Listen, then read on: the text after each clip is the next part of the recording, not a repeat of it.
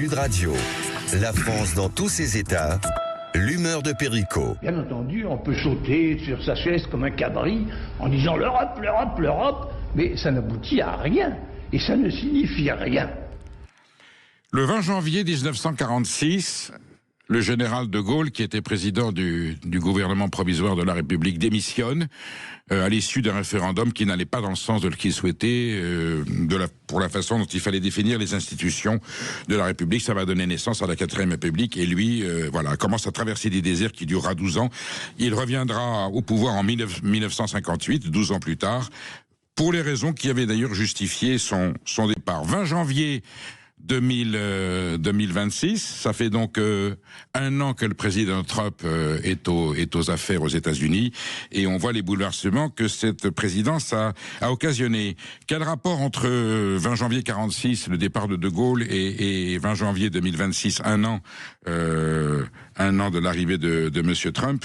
Eh bien, tout simplement que si nous avions écouté, si la République avait été plus sensible aux propos du général de Gaulle, aux avertissements, on a entendu tout à l'heure cette déclaration qu'il fait sur l'Europe, l'Europe comme un cabri, tout ça qui n'aboutit à rien. Conférence de presse du 20 décembre 1965, ça fait donc 60 ans que ces mots ont été prononcés et tout s'avère exactement conforme à ce qui se produit, à ce qu'il craignait.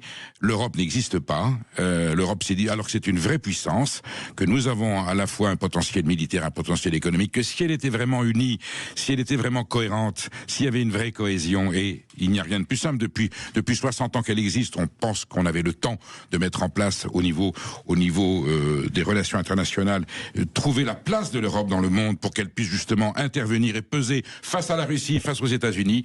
Et aujourd'hui, l'Europe est devenue un paillasson sur lequel le président des États-Unis s'essuie les pieds et avec lequel le président de la Russie joue.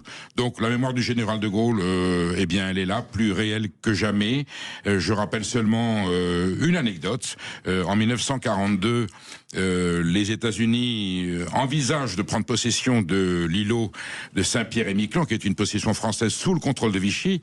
Évidemment, les Américains se disent, puisque ça appartient à Vichy, il est possible que les Allemands s'emparent de l'îlot de façon à se trouver plus près des États-Unis et de créer un gros problème stratégique. Et le général de Gaulle, craignant que cette situation n'advienne, ordonne à l'amiral Muselier, qui est le chef des forces navales françaises libres, de prendre possession de Saint-Pierre-et-Miquelon. Il prévient le président Roosevelt en disant « Je prends possession de l'île de Saint-Pierre-et-Miquelon, donc il n'y a plus de danger, ce n'est plus Vichy qui le contrôle, c'est la France libre qui le contrôle. » Et il dit à l'amiral Muselier « Si la moindre frégate américaine s'approche de l'île pour en prendre possession, vous leur tirez dessus. » Ça n'a pas arrangé les rapports entre Roosevelt et de Gaulle, mais ça prouvait que même en 1942, alors qu'il n'était que chef de la France libre, le général de Gaulle affirmait la souveraineté de la France vis-à-vis des États-Unis et prouvait qu'il était prêt à se battre pour défendre son droit et défendre un territoire français. En l'occurrence, le Groenland est un territoire européen. On voit où nous en sommes aujourd'hui.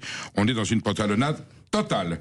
Donc, relisons plus souvent le général de Gaulle, écoutons-le, et nous en parlerons tout à l'heure avec Pierre Lelouch. Voilà les enseignements du passé que nous avons trop rapidement oubliés et qui sont si précieux aujourd'hui face à l'adversité à laquelle nous sommes confrontés.